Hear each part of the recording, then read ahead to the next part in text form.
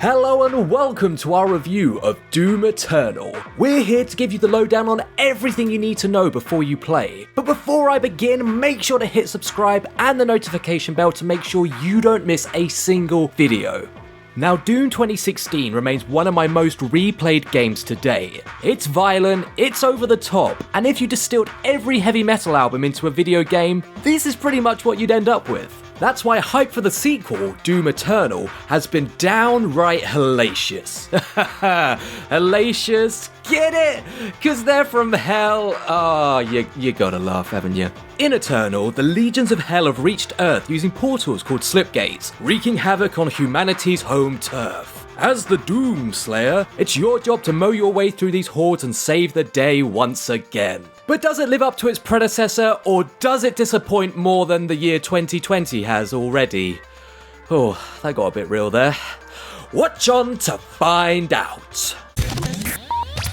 Starting with gameplay, I'm happy to report that everything is still super frenetic, visceral, and fun. This isn't a game for camping or tactical stealth, rather blasting your way through swarms of enemies in close quarters. But that's not to say that there isn't an element of tactics with Doom Eternal, in fact probably more so than what I remember from Doom 2016. Different enemies have unique weak spots for you to exploit, meaning you need to have pinpoint precision to take down the nastiest of the beasties. But who said taking down Satan's spawn would be easy?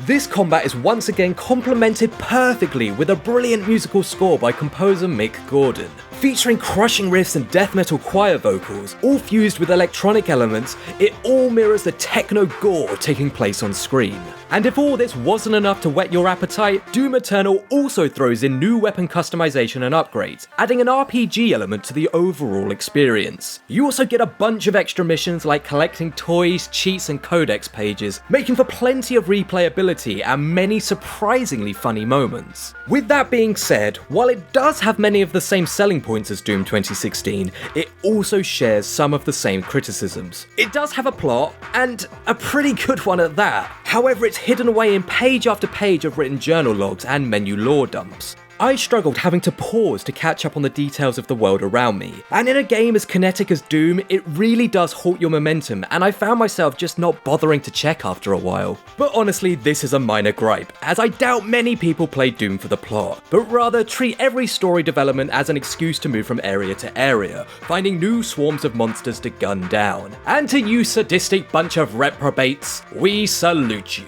To wrap up, Doom Eternal takes everything that made what came before it so good, including the original 90s games, and builds upon it to make for the most refined and, in my opinion, best game in the franchise to date. It balances mindless power fantasy with satisfying, rewarding gameplay in a way that no other game does, and I would urge anyone with even a passing interest in FPS games to give it a go. And with everyone stuck inside for the foreseeable future, there's never been a better time to sink your teeth into Doom Eternal.